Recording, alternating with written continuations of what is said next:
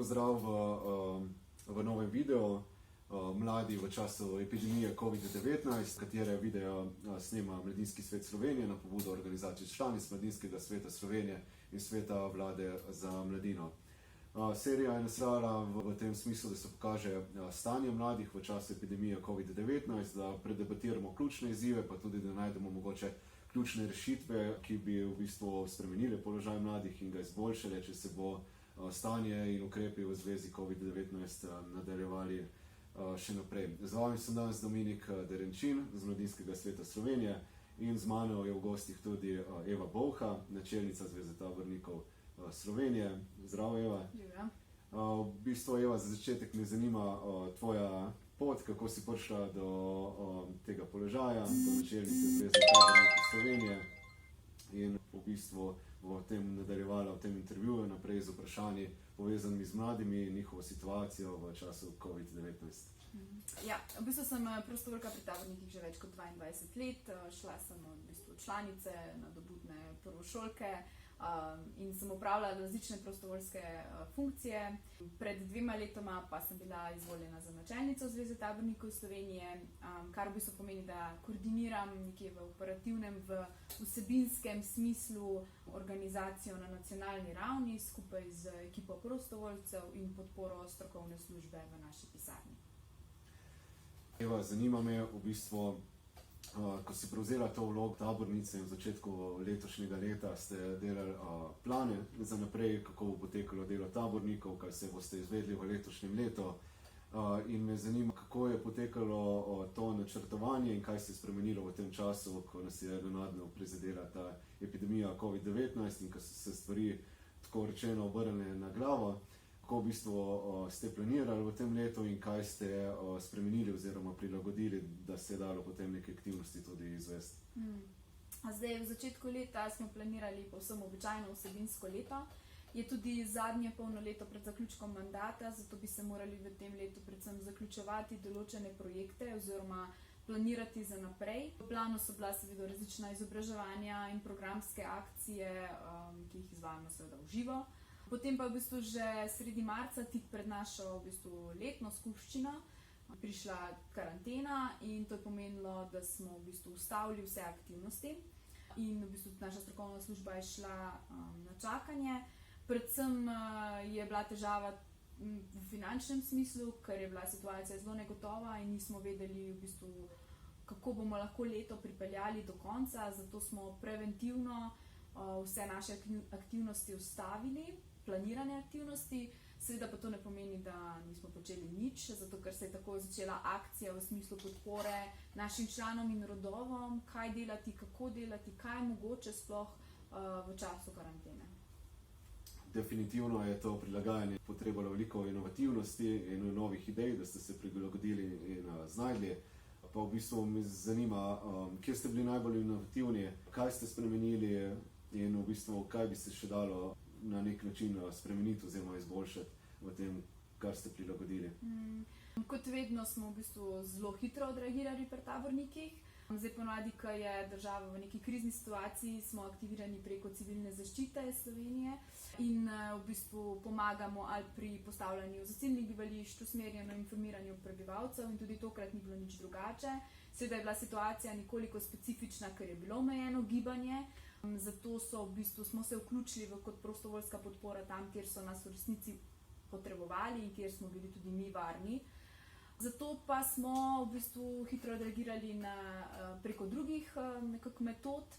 Sicer mislim, da v roku 2 dni smo aktivirali spletno platformo Taborniška ropotarnica, ki je vsem mladim tabornikom in netabornikom skozi celotno epidemijo ponujala različne vsebine v smislu mogoče neformalnega izobraževanja, kot tudi neke zabavne aktivnosti, ki so popestrile vsak dan otrok. In ta platforma je v bistvu bila vzpostavljena vse do konca epidemije, vsakodnevno so se aktivnosti pojavljale. Potem pa smo vzpostavili še eno platformo, in sicer Pomagaj sosedu, ki je bila pa v bistvu nekakšna izmenjevalnica nekakšnih storitev ali pa materialnih dobrin med sodržavljani Slovenije. Super. Mi smo izvedli v bistvu v času epidemije COVID-19 anketo med mladimi. da vidimo v bistvu njihov položaj in s kakimi težavami se soočajo. In ta anketa je tudi vodila k tem intervjujem. V anketi, na katero smo pripravili za mlade, je sodelovalo 743 mladih, tako da smo dosegli, si upam reči, nek reprezentativen vzorec. Od tega je bilo 92% mlajših od 30 let, 40% med njimi je bilo študentov, 36 dijakov in 19% je bilo samozaposlenih oziroma zaposlenih. Omenila si v bistvu že v prejšnjem odgovoru, da je potekalo izobraževanje online, da ste večino aktivnosti preselili online. V tej anketi, katero smo izvedli mi med mladimi, pa nam tudi mladi sporočajo, da se jim ni zdelo izobraževanje enako kakovostno v bistvu tej online obliki kot v živo. Pa me zanima v bistvu, če imaš tudi ti kakšen feedback od mladih, oziroma kaj se vam zdelo, kako so mladi prešli na to online izobraževanje, pa lahko spregovoriva tako o formalnem kot o neformalnem, oziroma predvsem v neformalnem z vaše strani, če se mi zdelo to enako kakovostno, oziroma kakšen je bil njihov odziv na online aktivnosti. Ja, zdaj, kar se tiče izobraževanj, seveda ni primerjave, ali poteka v živo, ali poteka prek online. Kar se tiče formalnega izobraževanja, informacije, ki so prišle do nas, so zelo različne. Predvsem se mi zdi, da so bili neenakomerno obremenjeni pri različnih učiteljih, različnih predmetih ali pa med različnimi šolami. Seveda ni mogoče več vzdrževati enakega nivoja, enakovrednosti med učenci, ocenjevanje je potekalo na drugačen način. Zdaj verjamem, da obstaja nek procent mladih, ki jim je tak način izobraževanja dosti bolj ustrezal, ker so si lahko organizirali čas drugače, niso bili privezani pod narekovaji za šolsko klop. Obstaja, upam si trditno, da velika večina pa je vsekakor pogrešala nek pristen stik s sošolci, izmenjavo mnenj, pomoč pri domačih nalogah, pri razumevanju vsebine. Kar se tiče našega neformalnega izobraževanja, smo v času epidemije izvedli eno serijo izobraževanj, predavanj, delavnic preko digitalne platforme. V bistvu naš feedback je bil ta, da je bila udeležba v bistvu skoraj da večja, kot če bi bilo v živo, kar pripisujemo temu, da se ljudem ni bilo treba voziti nikamor in da so se lahko preprosto preklopili od doma. Sami v bistvu tudi izvajalci teh predavanj kot udeleženci pa vseeno pogrešajo ta fizičen stik. Predvsem kot predavatelj nimaš ravno občutka, kaj se dogaja na drugi strani kamere, ali udeleženci razumejo, sledijo tvoji razlagi. Dosti manj je te neke interaktivnosti, izmenjave mnenj, da ja, smo se prilagodili, ampak ni pa primerljivo s tem, kar bi lahko bilo. Tudi v bistvu me zanima z tega vidika, kako ste vi kot predavatelji, trenerji se prilagodili tem online spremembam, če v bistvu če je bilo zdaj pridobivanje nekih novih kompetenc, oziroma če ste jih imeli že odprej, je to nastalo zaradi sile, oziroma zaradi teh razmer, kjer ste se znašli, v bistvu, kako ste se prilagodili in kaj bi mogoče še vnaprej spremenili, oziroma kakšne kompetence, treninge bi potrebovali kot izvajalci teh aktivnosti. Ja, to so bile neke nove kompetence, ker v bistvu predavanje, delavnice nadaljavo potekajo na drugačen način, kot bi potekale v živo. Ne moreš uporabiti metod, ki bi jih uporabil, če bi imel udeležence pred sabo. Tako da je bilo nekaj dodatne priprave za naše izobraževalce. In tudi vnaprej se mi zdi, da če bi take stvari izvajali še vnaprej, bi potrebovali še neke dodatne izobraževanja, mogoče predvsem kako dvignati nivo participacije strani udeležencev, kako spodbujati interaktivnost, v bistvu kako narediti ta online predavanja mogoče še bolj zanimiva. In pritegniti mlade. Ja, tako. Definitivno ima tudi mladinsko delo tukaj glavno vlogo in bomo videli, kako se bo razvijalo še v naslednjih mesecih. Me pa zanima v bistvu del tega vzgajanja mladih oziroma izobraževanja je tudi vzgajanje mladih z mladinskim delom v samostojne in odgovorne posameznike. Pa me zanima, kako vaše mladinsko delo oziroma delo, ki ste ga izvajali tudi med COVID-19, kako pripomore, da se mladi znajo soočiti s takimi situacijami, v katerih smo se znašli in s krizami. Celoten naš program je že v osnovi orientiran tako, da vzgajamo mlade, samostojne, angažirane posameznike, ki so se pripravljeni in sposobni prilagoditi na vsako situacijo in tokratna kriza ni bila nič drugače.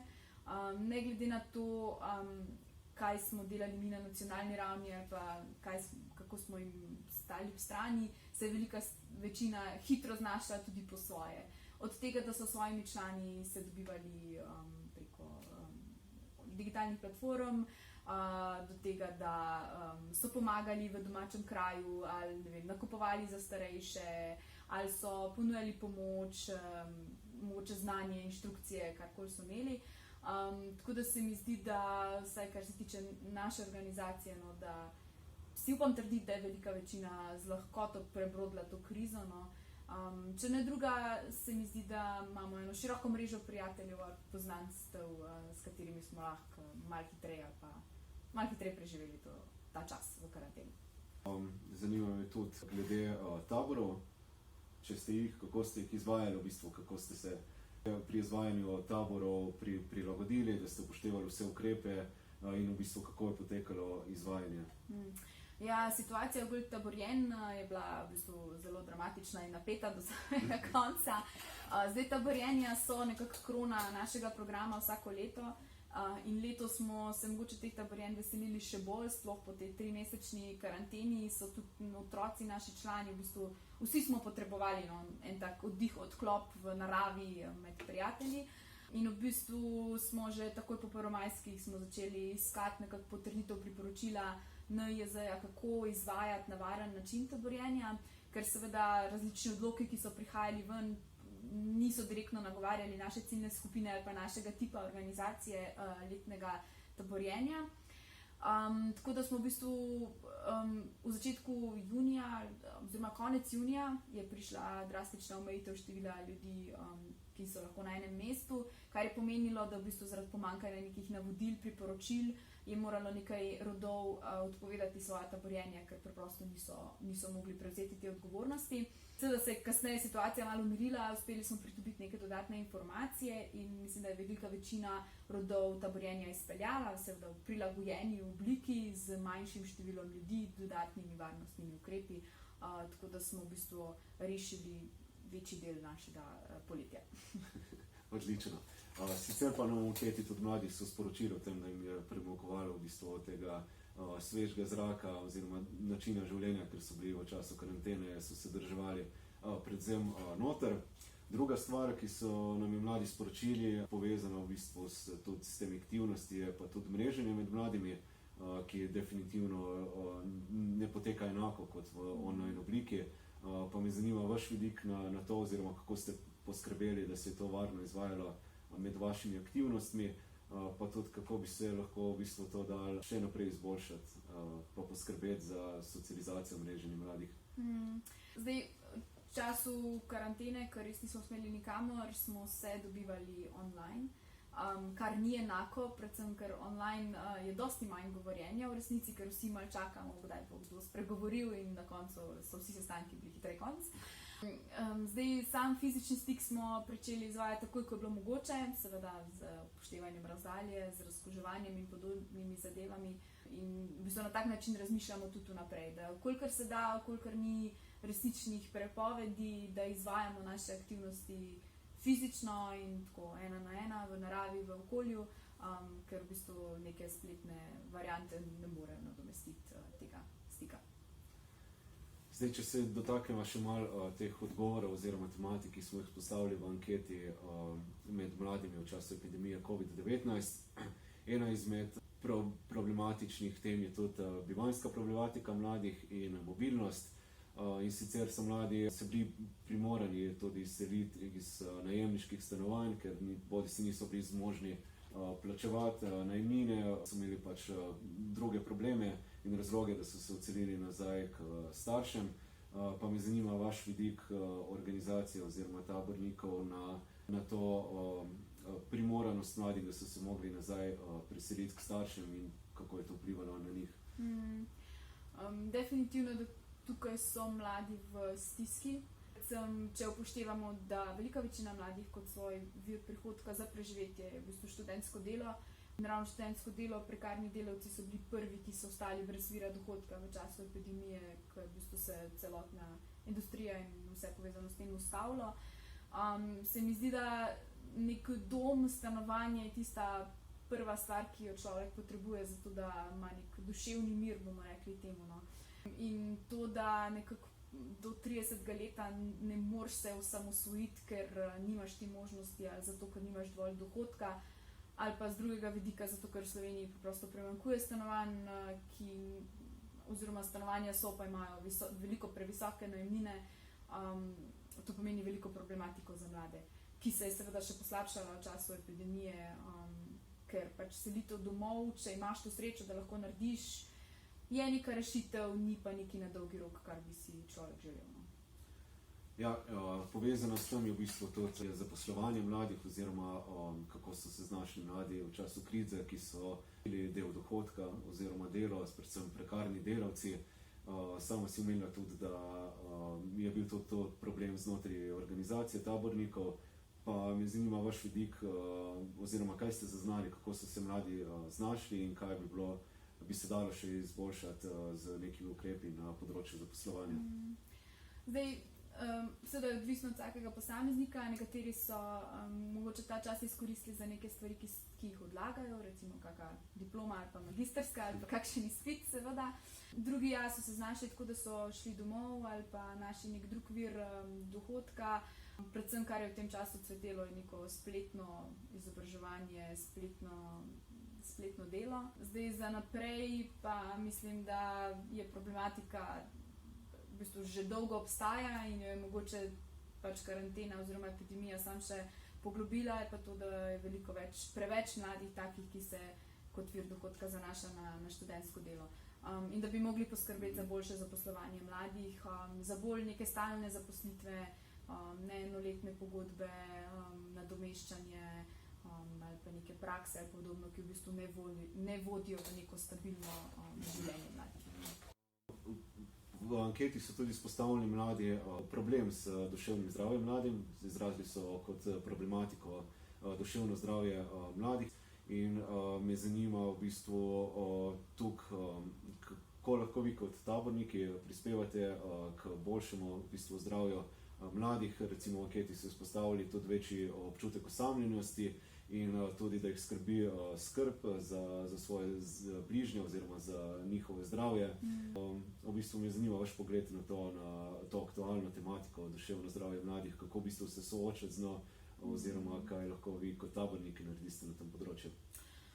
Ja, duševno zdravje je bilo v tem obdobju še posebej pomembno, sploh če si zaprt med 4 stene in vsakokrat, ko odpreš katerikoli medij, je v bistvu prvi naslov, koliko je okuženih ali pa koliko jih je umrlo in koliko je bilo testiran.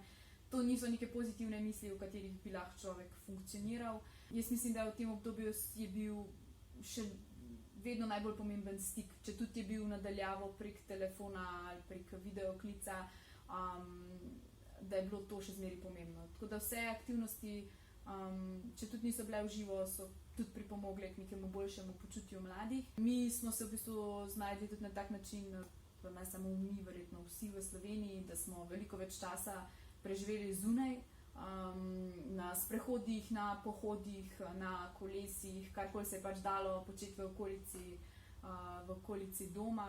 In se mi zdi, da na tak način v bistvu tudi lažje preburaš krizo.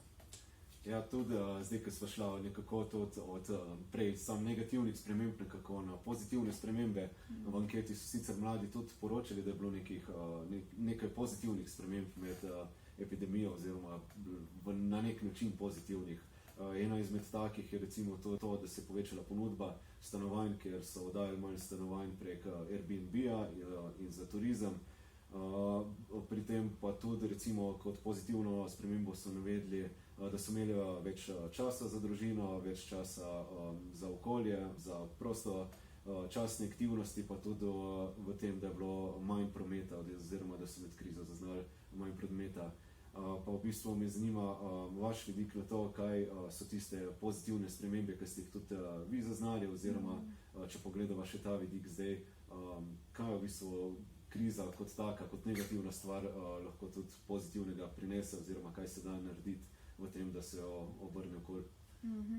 Zdaj, kar se tiče teh Airbnb stanovanj, bi jaz to mogoče začasno pozitivno spremembo stanovanja, ki so trenutno na voljo, zato ker jih ne uspejo oddati turistom, so na voljo samo za 9 do 11 mesecev, kar pomeni, da ponudniki računajo na enako sezono v prihodnjem letu. In to spet ne prinese neke dolgoročne rešitve za mlade v smislu ponudbe stanovanj. Ostale stvari pa bi rekla, ja, so bile pozitivne spremembe. Se mi zdi, da pred karanteno smo vsi drveli v en nenormalen tempo obveznosti, sestankov, šolskih, študijskih obveznosti, službenih obveznosti in da nas je vse tale epidemija malo umirila. Da smo imeli v bistvu čas se mogoče orang spočiti, da ni bilo nekih motilcev v naši okolici, da smo imeli čas en za drugega, za mogoče daljše sprehode, za dihanje svežega zraka. Pa predvsem smo si drugače organizirali aktivnosti, ne? Recimo v trgovino nisi hodil vsak dan in si ugotovil, da pravzaprav se da tudi tako preživeti, da malo razmisliš vnaprej, kaj boš kupil, ali pa da razmisliš, kaj v resnici potrebuješ in česa ne. In se mi zdi, da mogoče ene take stvari se bojo obdržale tudi vnaprej, ker v resnici so pozitivna sprememba v našem življenju. Super. Pri pozitivnih spremembah pa me zanima, kaj bi ti izpostavila kot neko ključen izziv, s katerimi so se mladi v bistvu soočali v času epidemije, oziroma kaj je tisto, kar ste zaznali kot največji izziv in kjer bi bilo potrebno še ukrepati v nadaljnjih mesecih? Ja, jaz mislim, da na prvem mestu je definitivno finančna negotovost, ker to je tista mogoče osnova, odkuder lahko potem razmišljamo o vseh nadaljnjih korakih in če nimaš poskrbljeno za neko finančno stabilnost, težko planiraš. In to je nekaj, kar se ne bo končalo z jesenjo, ampak bo verjetno imelo dolgoročne posledice za mlade, ki so v tem obdobju izgubili zaposlitev ali pa neko možnost preživetja. Druga stvar je še vedno stanovanjska problematika.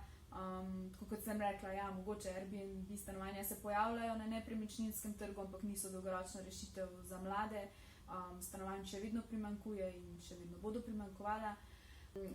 Mogoče na tretjem mestu je sam študijski šolski proces. Ja, šolniki so se na hitro prilagodili, so izpeljali stvari tudi online, ampak tudi ta izpad par mesecev bo imel posledice, ki jih bo treba nekako premostiti v prihodnosti.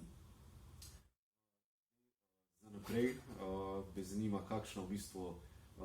kakšne ukrepe boste sprejeli oziroma če ste se v njih mogoče že pogovarjali, če se bo ta epidemija še nadaljevala, ne vem, par mesecev, mogoče eno leto. Se boste prilagodili, kako bo potekalo vaše delo, če ste že kaj načrtovali kot ta nek rezervni plan, oziroma kaj imate potem čez zimo v planu?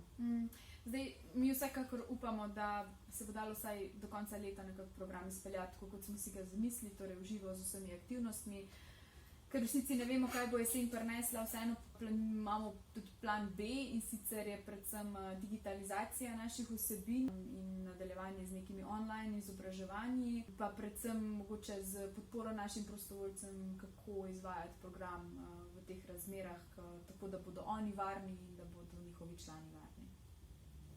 Zdaj, v bistvu za konec me pa zanima še to, kaj bi bilo tvoje sporočilo mladim, kaj bi želela jim sporočiti? Ja, predvsem mislim, da naj ohranijo pozitivno naravnanost, ker vsaka situacija še tako slaba ne bo zavedno slaba, ampak se mora nekaj spremeniti in ko dosežeš eno točko, pač mora iti sam še navzgor in jaz verjamem, da gre navzgor in da bomo tudi to pregurali. Definitivno, če smo že pregurali oziroma šli čez finančno krizo, pa tudi čez žled in vse ostale krize, bomo tudi to krizo zmogli. In v bistvu tako bova tudi zaključila naš intervju, tako da Eva, lepo te je bilo imeti v gostih in hvala, da si se odzvala našemu vabilu. Hvala.